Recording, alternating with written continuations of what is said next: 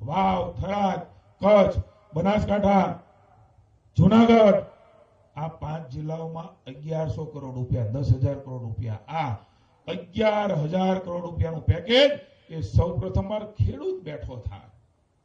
હું ખેડૂત છું, મને ખબર છે એમની વેદનાઓ, મુખ્યમંત્રીજીને ખબર છે, ટીમને ખબર છે, માની નરેન્દ્રભાઈ અને અમિતભાઈએ જે પ્રકારે કેન્દ્ર સરકારે ટેકો આપ્યો, ટેકો તો કેવો આપ્યો, ટેકાની ખરીદી શરૂ કરી, 15,000 કરોડ રૂપિયાની ખરીદી એ રાજ્યમાં ખરીદી થાય, ખેડૂતોને સાથે સાથે સહાય મળે. ઘણા લોકો ઘણી વાત કરતા હતા છીંગ વેચવા જાય છો, બરોબર ને, જયેશભાઈ જ કહેતા હતા મને, તો તમને રાહત નહીં મળે. સાહેબ, આ ભારતીય જનતા પાર્ટીની લોકોના વડે, લોકો થકી, ખેડૂતો થકી ચૂંટાયેલી સરકાર છે. એને છીંગ પણ વેચીને સહાય પણ મળી.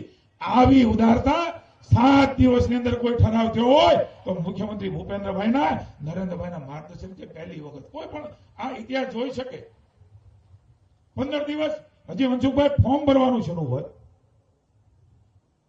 અને જગદીશભાઈ, આપણી સરકાર એ ફોર્મ ભરાતા જાય, ખાતામાં પૈસા નાખતા જાય. હજી 5મીએ ફોર્મ ભરવાનું પૂરું થયું, પણ મને કહેતા આનંદ છે કે 1200 કરોડ તો ફોર્મ ભરવાનું શરૂ હતું ત્યારે નાખી દીધા.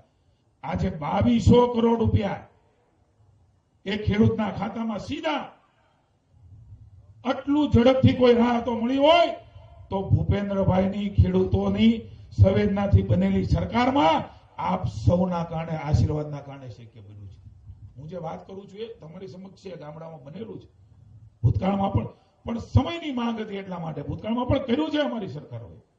પણ સમય એવો હતો કે એમની બાજુમાં ત્વરિત ઉભા રહેવાનું હતું. ત્યારે ખરીદીઓ થાય, મદદ મળે, એની જનસૈન્ય પણ વેચાય, અને એ પણ પિયત બિન પિયત બધું છોડીને કરોડો રૂપિયાની.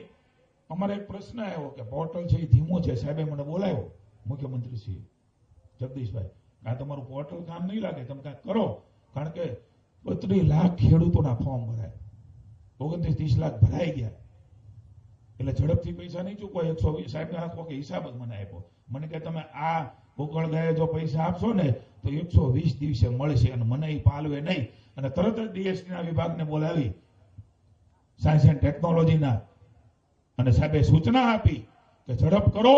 અને એ દિવસે અમારા 500 માંથી 1400 કરોડ સુધી સાહેબ અમે સાંજે પહોંચી.